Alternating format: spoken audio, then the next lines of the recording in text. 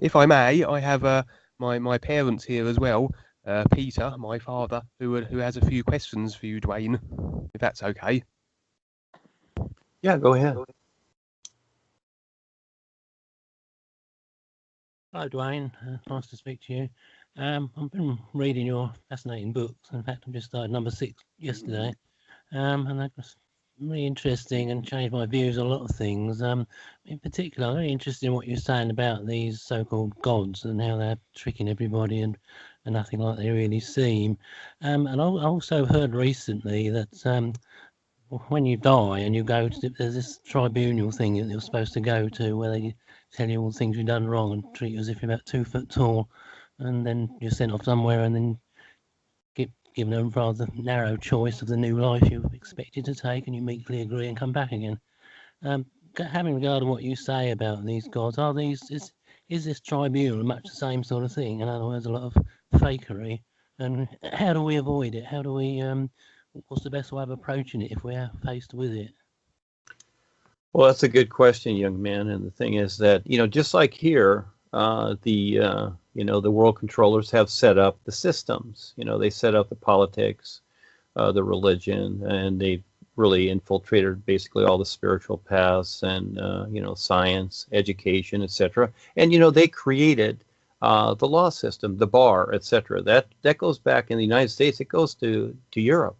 The bar system, the legal system, they set all these things up. So when you go to the real side, yes, it just depends upon the individuals, what they've done accordingly. And just like here, if a person, robs a bank or kills somebody or whatever, the authorities come after them. And the same thing in the astral worlds. There's a good picture with Demi Moore called, what is it? Kelsey may know, I forget, but it gives a good example, and Patrick Swayze, it gives a good example of this, and there's many movies that do, and it's very right on, and that is that, no, they set you up to, you might say, believe this. Ghost, yeah, that's it, Ghost, yes, thank you, yes, I saw that several times. Very good movie, very right on with what's going on. And again, it just depends upon the individual. So you're the average guy, just like here, you're not really bothered by the system. And so as you go to the real side, which is the first step in creation, the astral realm, you'll pass through that. Again, it just depends, or you'll go past that. It just depends upon your awareness. Yeah, those things are set up there too. They have gigantic courtrooms with the law, with the lords of karma, etc. Yes, they do, but it doesn't mean that you have to go there. It's just like maybe some of your neighbors get traffic tickets and they got to go to court, but you never have gotten one, so you never went. So it's going to be different with everybody, and so, but it's not that everybody must do this. This is the idea that they drowned you with because they want you to agree that you are to be told what to do and where to go next. This is what I refer to in the books as the designated heavens. The idea of religion is that, if you're a good person, you will go to their heaven, but they don't tell you it's their designed and designated heaven, just like Agenda 21. They set up all these things on the earth, and then they set up the heavens too for you to go to, and it's a nice place, and you can eat all the food you want, and it's a lovely place, and you're just thinking, oh, this is wonderful. But at some point you get bored, or it's time to go to the next step, and you don't know where you're going. Well, Zowie, you go back to earth as a slave again continuously. So no, you are not at the mercy of what others decide. You are the decider always. You decide your adventure. So you can walk right past that, even if it's there, even if someone comes up to you and says you have to go here. Well, not necessarily. You will have the awareness to do that, but it might be your experience. But again, you don't have to agree with it, just like a person that is sentenced in a courtroom and they start to take him away, but he escapes, or he goes to the cell block and he escapes. You always have, you don't have to think that, oh, I'm just going to be here locked up forever. No, there's always a way out, and to become more aware. That's the best part, you see? Okay, thanks for that. Can I ask you another point? I've been talking to Kevin about one or two things, and he was saying about that when we leave the body, when we die, that if we want to really progress, we've got to detach ourselves from all emotional ties. And this is something that sort of I find very hard to understand. I mean, what if you love somebody dearly and you die, and then are you expected to just suddenly stop loving them? Or I mean, how do you do that? No, this is where it takes a while to understand this, to where it's everything that you want is available, but you decide. It's kind of like when you grew to a certain age with your parents, you lived with them, but you knew the day came. You knew that when that day came, you were going to go, but it doesn't mean that you've stop loving them, doesn't, just because you left the house and they don't support you anymore and you go out there into the world and you have your adventure. Again, the sun does not stop shining. No, that's not the idea. It's like, oh, we just, etc. The best way to look at that is that, of course, you still care, etc. But at the same time, when the bus is waiting or your friends are waiting out in the car, are you going to just stand there embraced with them and not go? You see, that becomes the difference. So in other words, let go and go on your adventure. And, what's cool about life is we're all with each other each moment, whether we see it or not. That's the real part. When you look at love, it's not the holding of hands or the loving or the sex or anything like that. Love is invisible. All love is, even the emotion, it's invisible. That's the real love. And so once you recognize that, you see that, hey, I'm always with you. You're always with your friends or whatever. You don't give them up. But what you do is you allow yourself to get on with the adventure instead of just staying there stuck in one place, in one old consciousness, to where you just grow old and you forget you were here. You see? So you compare the two, but you don't give up anything. You just allow each person, you eventually recognize that, hey, they're a being, I'm a being. It becomes being to being.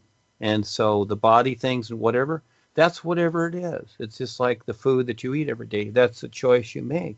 But when you leave this world, if you're still craving to, want to be on Earth to eat the food there, well, that idea is going to bring you back because you decided you want to come back and eat the food, you see? Or you can stay in the astral or through creation and into the real universes and finally recognize that, hey, I don't have to eat earthly food anymore. I can be totally free of the whole idea of it, etc. So again, you always make the choice. You see? So everything's fine. Thanks very much for that. I think my wife's busting to speak to you, so I'll pass it over to you. Thanks for what you said. Right, my question is very similar to Peter's. He's pinched my question, I think. So, sorry. We have an autistic son, Kevin's brother, and also we have a 3-month-old grandson. And again, Kevin's sort of told us lots of things, read lots of things, and the fact that we have a real strong emotional attachment to the autistic son, who can't do a lot of things of his own, and the 3-month-old baby, which is a baby. So again, does that mean we are stuck in reincarnation loops, or is there any way around that? No, thank you. It's nice to meet you. You're a sweetheart. And the thing is that you don't have to go beyond yourself. In other words, it's almost like you're thinking of the future. It's like, oh, am I going to be trapped? Just be now. And here's the fun part. I raised a daughter too. But you know what? I had fun with her. And your autistic son, however that is, that's his experience. Maybe it's his karma, whatever. It doesn't matter. Learn to relate to its real awareness. What you're seeing is the body. I've talked to people before that had autistic sons and people like this, even in mental institutions. And then they would go to the real side. They do the new you and go to the real side, and they'd see the real individual was fine. See, you're just seeing the body. So this is where you decide to become more aware. Yes, you have that emotional attachment, but at the same time, you must also realize that when that becomes overdue, it becomes too much, you're actually interfering with the individual, not so much even holding yourself back, but them from having their own experiences. You're smothering them. So I see being to being, you're a being, they're going through their experience. Yes, love them, care for them, but allow them their experience and learn to relate to them with their real awareness, because they're like the sun shining. And then it'll be interesting to see how they will handle the body, etc. And so there are ways to deal with that or whatever. But again, that's the individual situation. They may have taken that on for a purpose. It would seem that they're restricted, but actually autistic children, they see a lot more than the average, self-convinced social adult does, thinking that you're just to conform to the world and do what everybody else does. These are the people you might say are really trapped, but no one is really trapped. These are just ideas. That's all. We're just sharing ideas in a simulator. And once you have the awareness to recognize what's going on, hey, you can do better. And this is how I relate it to my daughter.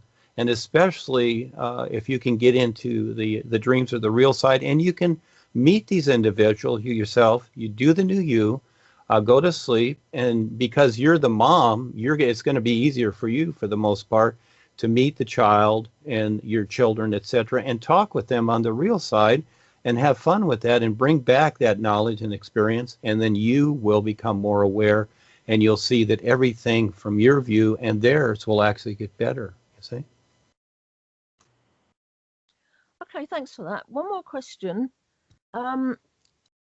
Kevin's let me look at his website and his Facebook page. I don't look at his private stuff. There seems to be a huge amount of information that is hard to sort of work through all the Facebook pages and the different bits and pieces. I just wonder, have you ever thought of doing an idiot's guide to New You for people like me who are really struggling to find out the information and pick out the bits? Well, there's many ways to approach it. We've done many things, and I have fun with this, especially with Ava, and I write so many things, and this is where I like the Facebook groups because they're fast, because I've written the books, and I will write more someday about this whole adventure and all of creation, but for now, and that's already on the real side, but for now, I suggest for people who start them off, just read the books, because they're fun adventures, gives you a lot of viewpoints. They're not, they're not about doctrines. I haven't created a doctrine. That's not the idea. It's, it's an adventure, and it provides references to something else, but each individual is going to figure it out for themselves. But step one is the books. That's the idea. And it's really very simple. Do the new you. Start, paying attention to your real side experiences. And yeah, they're not always easy to, decipher, simply because now you're in a new area. All of a sudden you've walked into a university and there's a new language there. It's like trying to learn Russian. It's a whole new language. But as you keep at it, all of a sudden, especially intuitively, look more to your intuition and learn to gain insight, and eventually you'll recognize your real awareness. But a step at a time, just have fun with it. Just have fun with the books. They're all fun. They're all different, and I had a great time writing them. And again, the more upfront references are in the Skype group. So you pick and choose what makes sense to you, and so you just have fun with being you, because it's like you're the mom and there's the dad and there's your son. They're all who they are. They've chosen their positions. You just have fun with who you are, and you have children to raise, so I would say focus on that.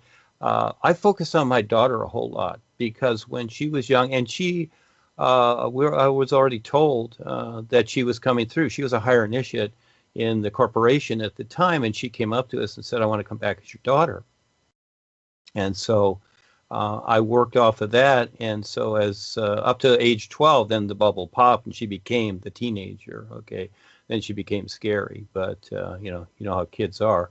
But during those years, I had a lot of fun with her, and so because the children, they're so open and their experiences are so awesome, you'll learn so much, and they will inspire you. So I would say, focus there on the real side, and then just have fun with the books and the adventure, and then you decide your adventure, you see, and write about what you do. I suggest that because you learn so much by writing and doing things and becoming involved. Everybody has their own life and story, and to share it, and especially the new you, because the isness life is, this is very important to know, has decided the new you.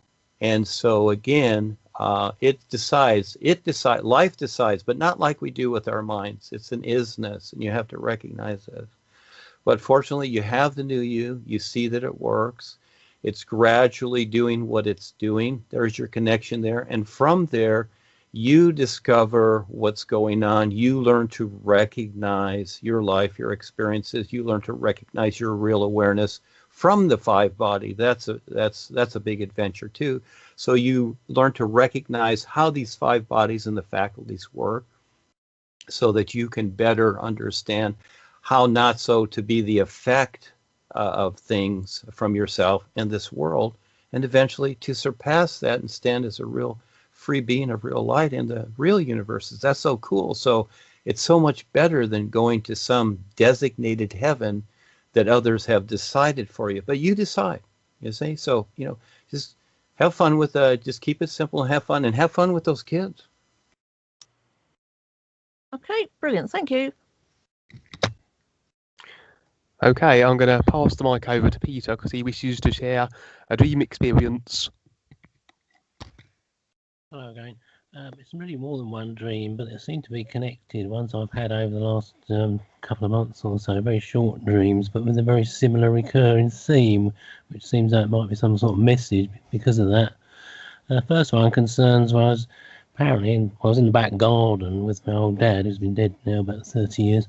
And we were trying to mend the garden shed, and it turned out we didn't have enough wood to do it with, and he suggested I went away and found the wood to do it with.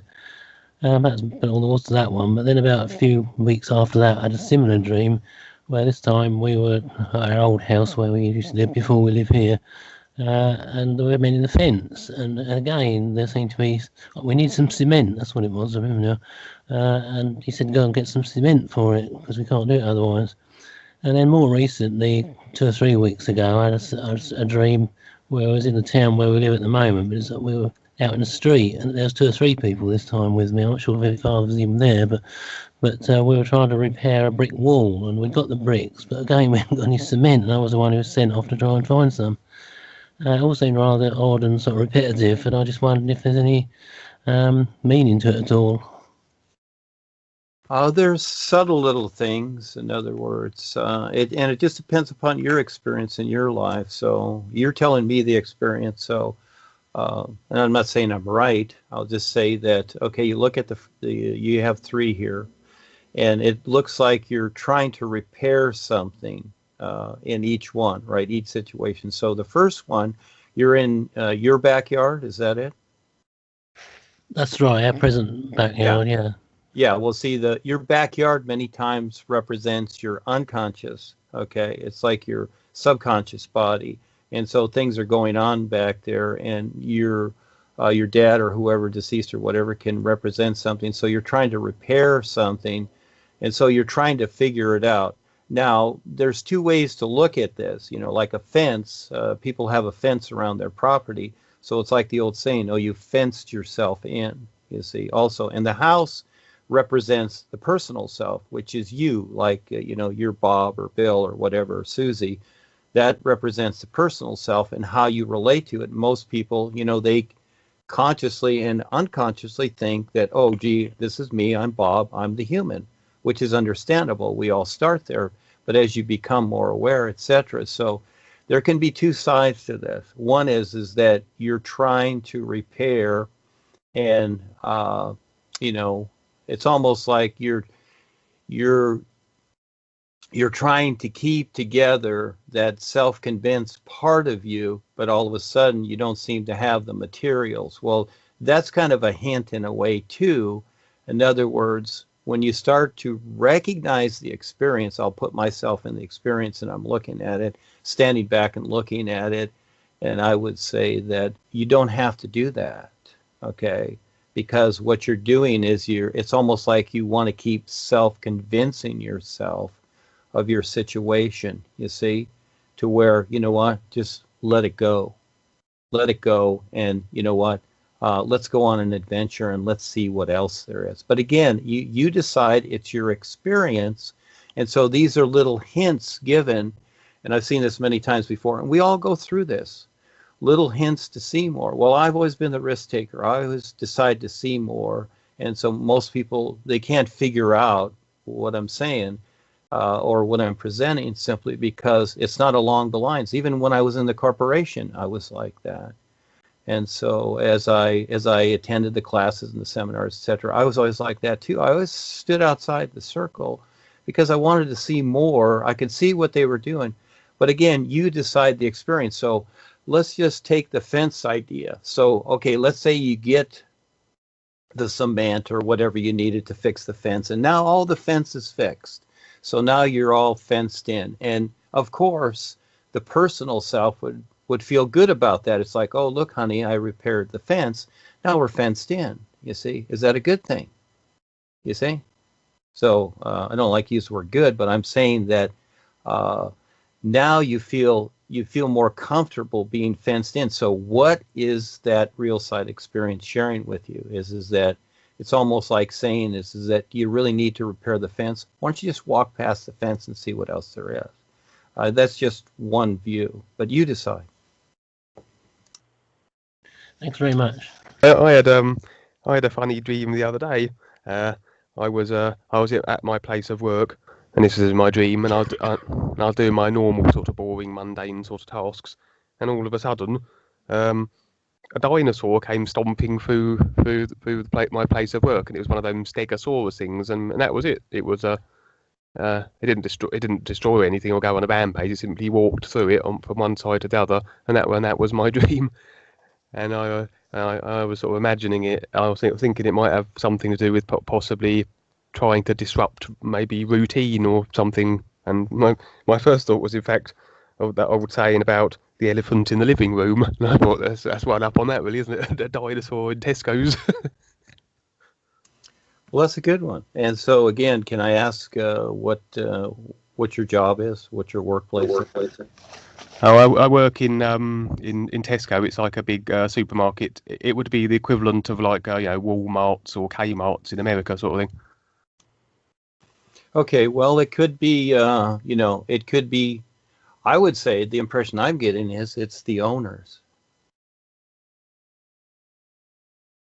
You see, in other words, everything looks normal.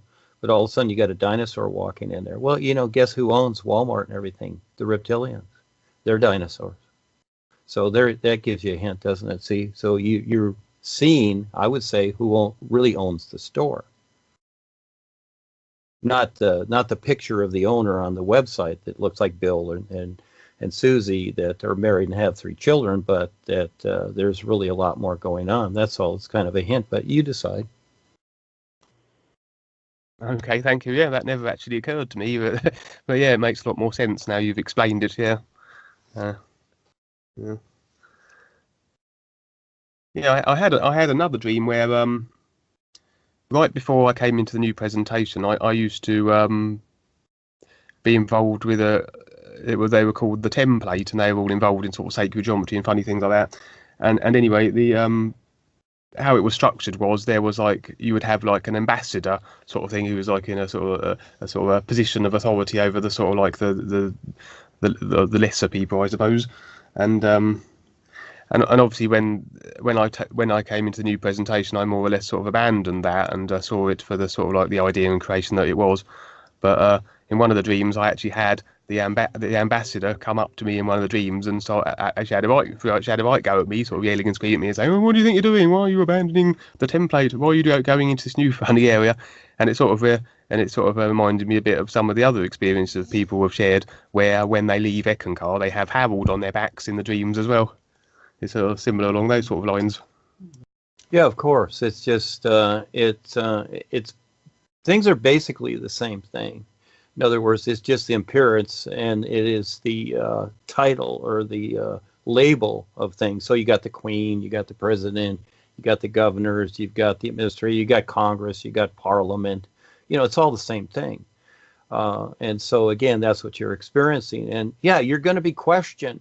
You know, why? It's like if you quit your job, the manager is going to say, "Oh, we love you. Why do you want to quit?" You know, because again, you're off onto your next adventure. And it's just like me when I left my family and whatever. At the best of times, it was time to go. You know, it was just, I knew it was time to go. And so, yeah, on the real side, you've made that decision. And of course, there's going to be things going on. Some, you know, some very subtle, some more abrasive. Yeah, and I've seen many people, even in the past when we were using the hue, that many times people would use it, and the first night they'd have all this confrontation with people and struggle and whatever, because again, and even your friends, you'll notice that when you started this, probably some of your friends started to automatically drop away. That's because on the real side, you've moved yourself around or you've left the group. And so in the physical, they just start to kind of fade away. They just kind of go their own way because, see, you're in a new awareness. You're on your adventure. You've taken off and you're exploring on the real side. And little by little, it's trickling back to the personal self, to where eventually the personal self can catch up with your real awareness. And this is where you come together at a certain point. It may take 100 years, so give yourself time. Doesn't matter. Come together, and then you're one complete aware being, you see.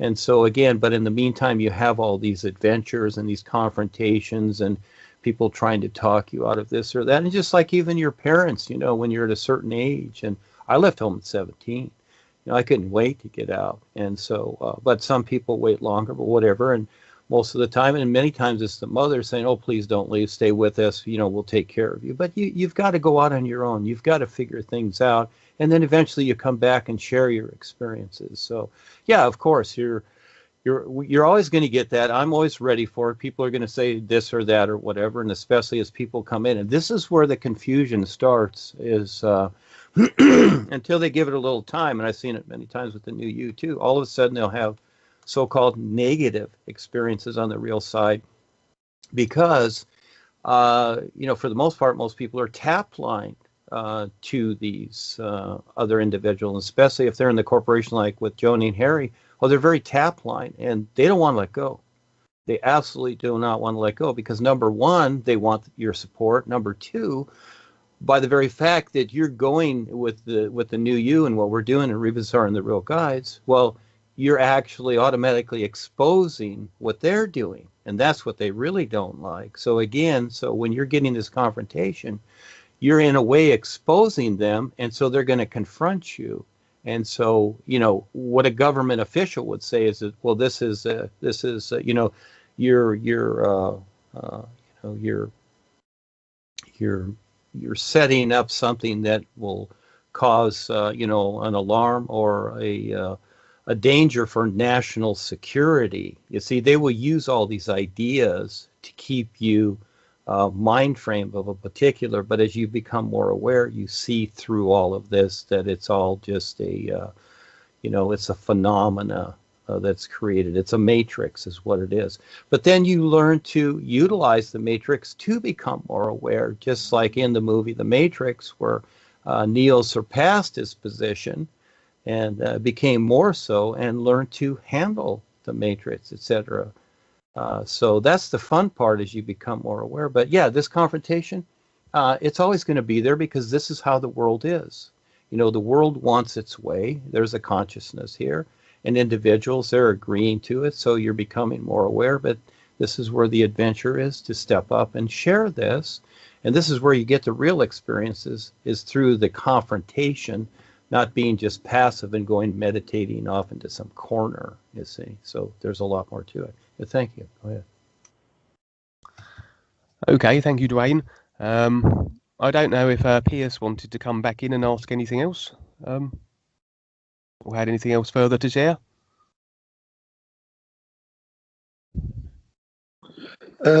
One question I'd like, I've seen it on a video couple of weeks ago, and basically it was, is it possible for the controllers to hack your real awareness or get at your real awareness? Well, anything's possible, and here's the idea. Now that you've become aware that you're more than just the 5 bodies, you're always the decider as to what you agree with. See, it's always been your awareness. You just haven't recognized it because you think you're the personal mind and you must be subject to whatever takes place. Because again, it's just like the queen there. You have the queen. And what does she say? You are my subjects. Well, as soon as she says that, and it's like, oh, and everybody in the audience giggles. It's like, oh, we're her subjects. Oh, how wonderful. You see, they've just agreed.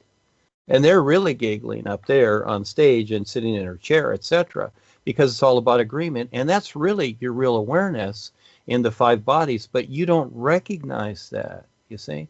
You're operating the personal self. So yes, it is really your real awareness that's agreeing, but this is why you've come through creation, as that being of light to eventually recognize how to surpass. But you need creation at first, just like we need to be born into a body and gradually become aware of our environment here.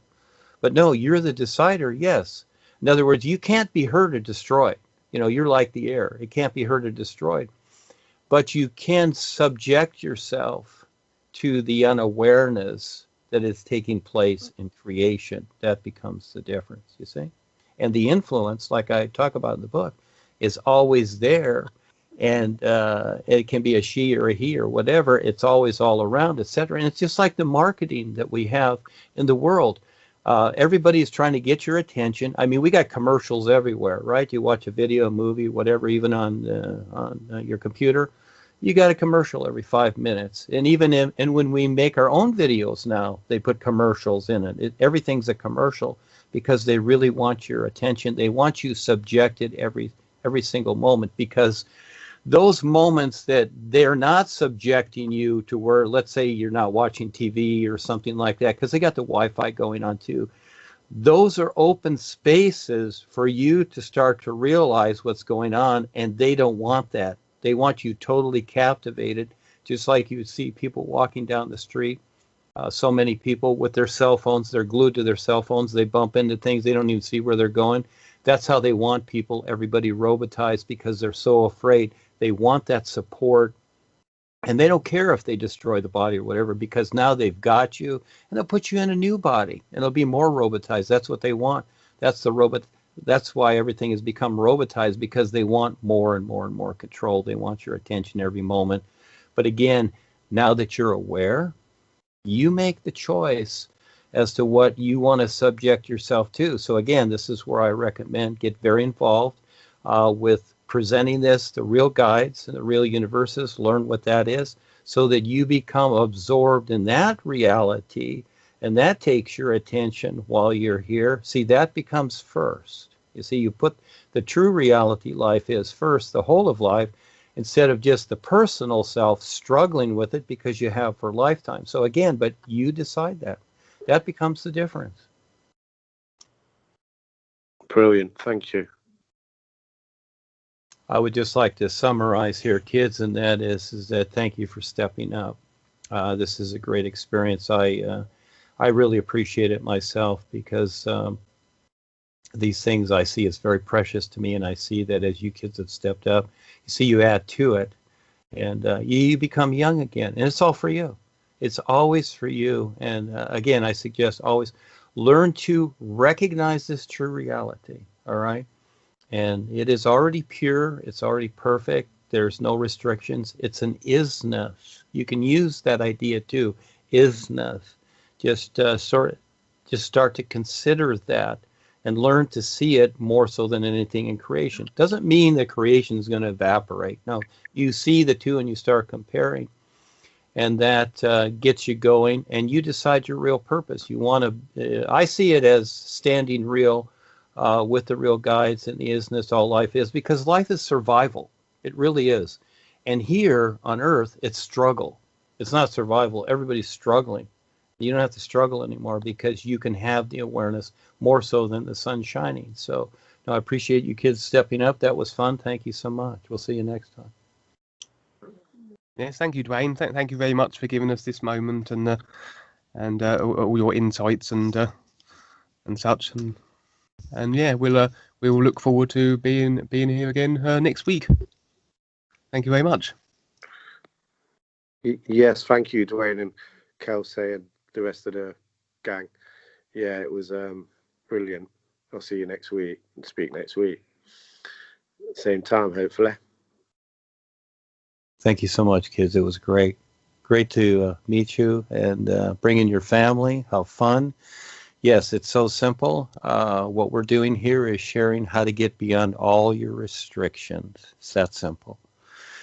It's no doctrine. It's no this or that, worship or prayer, any of these things you decide freer than the birds. It's all for you. Have fun.